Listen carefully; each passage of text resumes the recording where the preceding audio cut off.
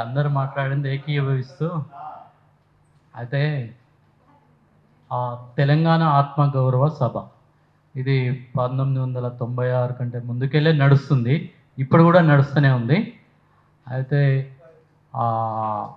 నల్గొండలో 1992 ఆ ప్రాంతంలో అప్పుడు నల్గొండలో స్వర్ణకారులు గుంటూరుకెళ్ళి వచ్చేది ఐటమ్లు తీసుకొని.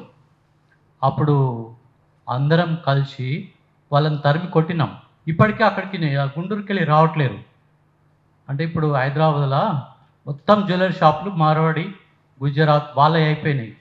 ఆ బంగారం షాపుల కానుంచి ఇప్పుడు కిరాణా షాపులు అయినాయి.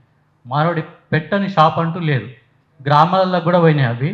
వాటిని కూడా దీంట్లో మనం మెన్షన్ చేసుకోవాలి.